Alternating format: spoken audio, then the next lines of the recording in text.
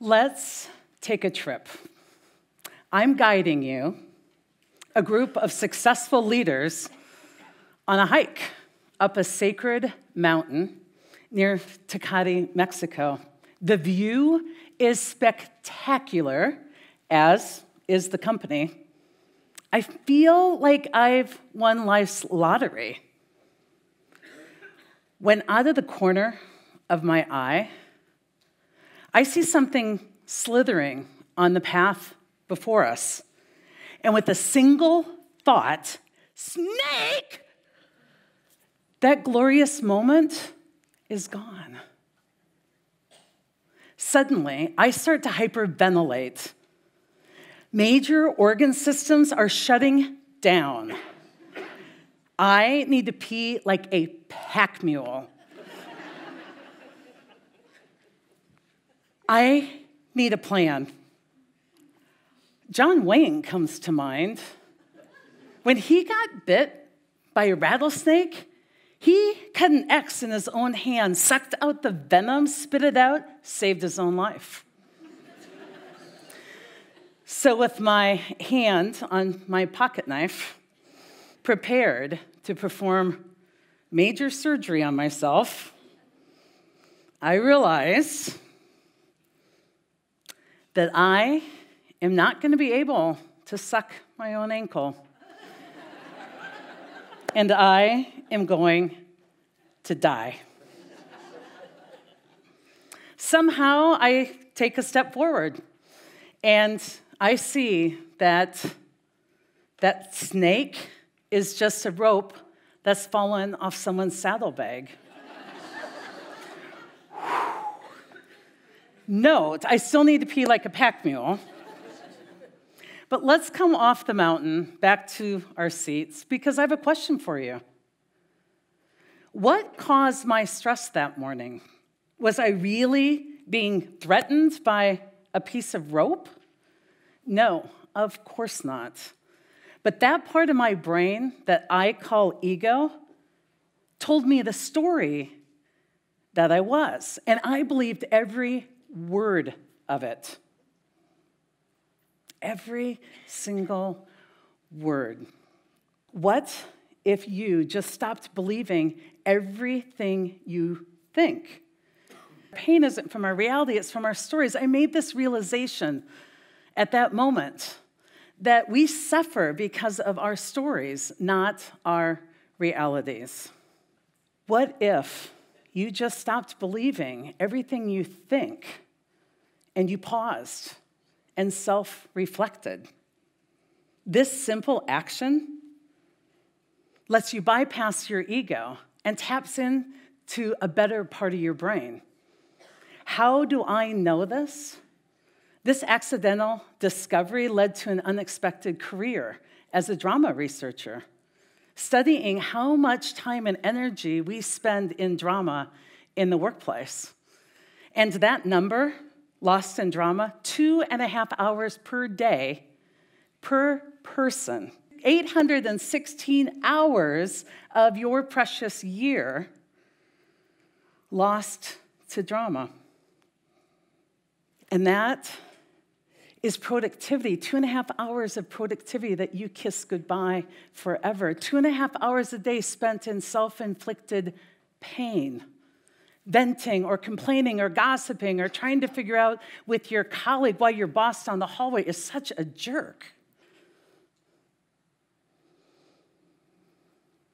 Time that we can't recapture. It's time you spend feeling like a victim, at the mercy of your circumstances, seeing insult where there isn't any, just feeling miserable.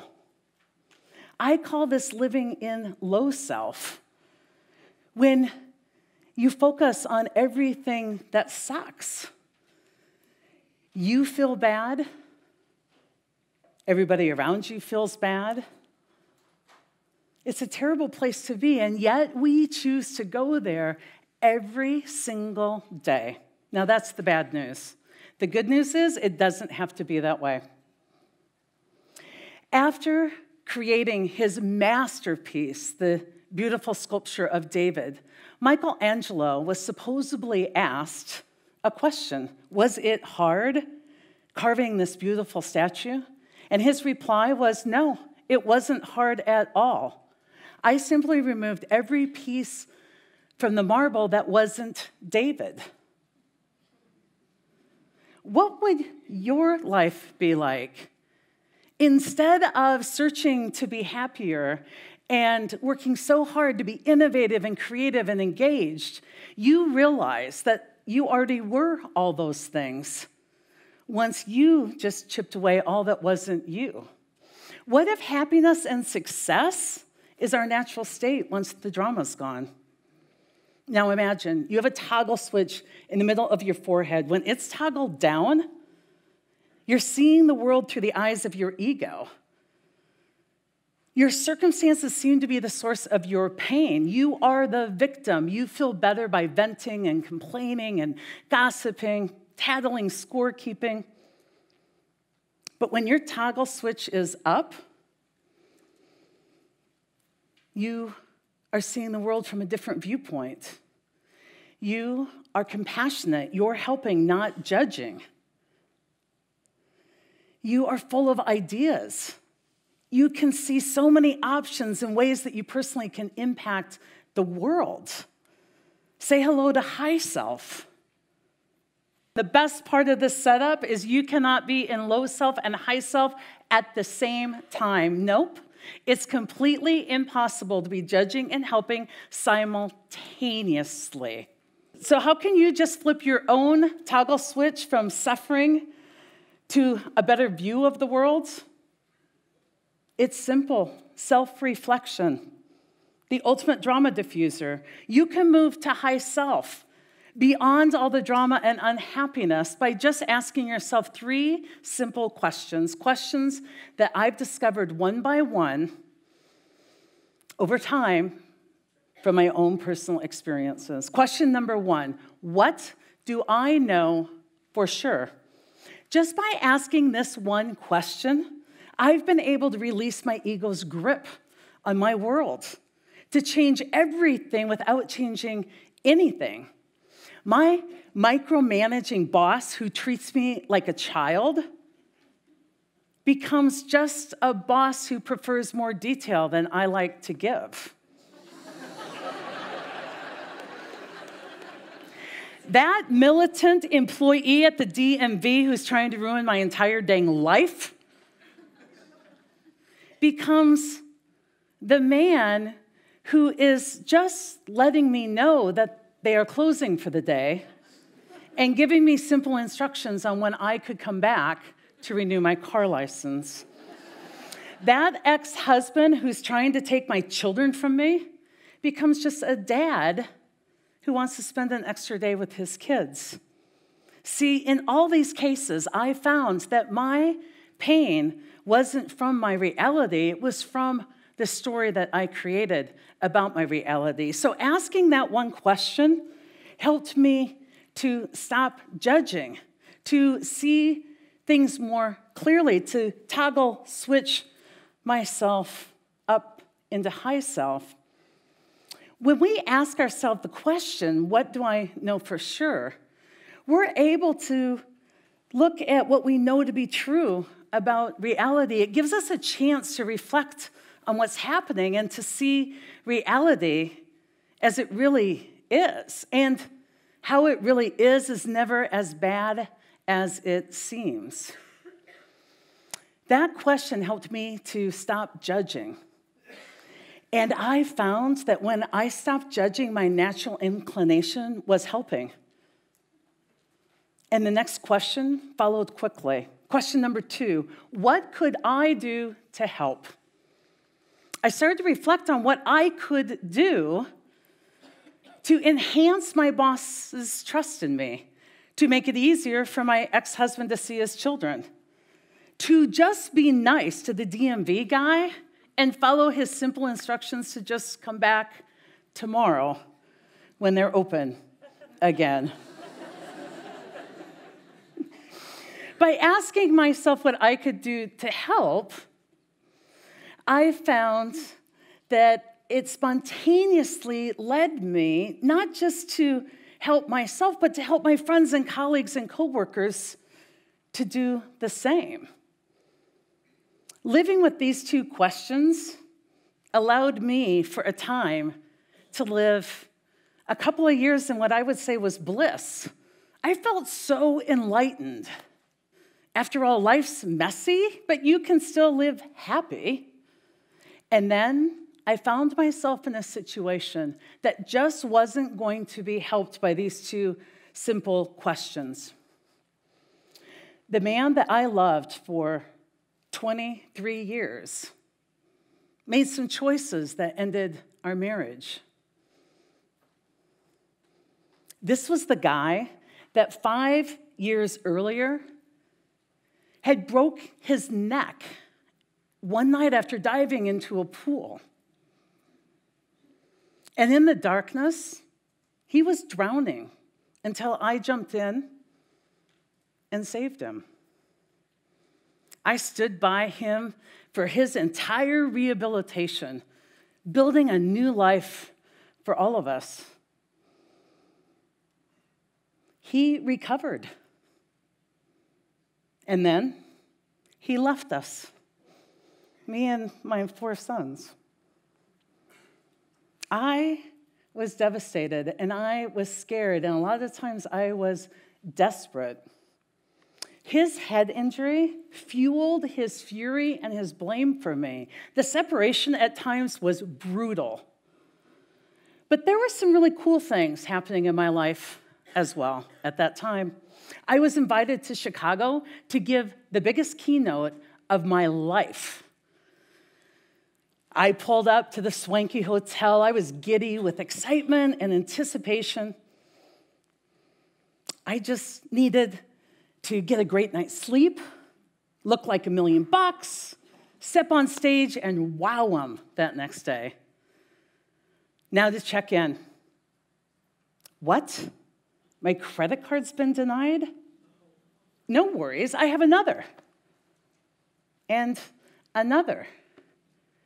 And then the reality became clear. My son's father had maxed out every credit card in order to secure assets for himself during our divorce. I had no money. I had no place to stay that night. I had no options. I grew furious. My big day tomorrow had been ruined. He had taken that from me. And my ego came calling hard. But wait, I have these two questions. What do I know for sure? Well, I know that I'm working my damn butt off trying to make it all work for everybody, supporting everybody, raising the kids, juggling everything to make it work. What could I do to help? Yeah, I had no intention of helping him. My questions were failing me. And then, from someplace deep inside, a new question arose when I needed it most. Question number 3, what would great look like? If I was great in this moment, what would great look like? Well, great would be succeeding in spite of the circumstances, joyfully, for me, for my kids, and yes, even for him. I moved right into, what do I know for sure? Right past helping, but into innovation. I moved right through all of that. And suddenly, the questions took on a new life. What did I know for sure? I had no place to stay. Really? I had a rental car. The seats folded down. I found a place to park, and I set an alarm. Looked like $1 million. The hotel had a spa. All I had to do is wait for a guest to enter the spa with her key and piggyback right behind her. And you know what? The keynote went great. I was able to rise above the conflict with my husband to a place beyond all of that, to a place from which I could engage with the world and have the impact I felt like I was born to have. Great in this situation meant being the best working mom I could be for my kids and create a fabulous new chapter. Great meant taking that stage and being in the moment and bringing my research to the workplace and the workplace. I was able to not focus on my ego story, but to focus on what I knew for sure and how I could help and on being great somehow. And by doing that, I was able to help a lot of people ditch the drama in their lives as well. 3 simple questions, gifts to me from my highest self in my time of need. And I would love for these 3 questions to be my gift to all of you, along with my favorite quote from a Sufi poet named Rumi.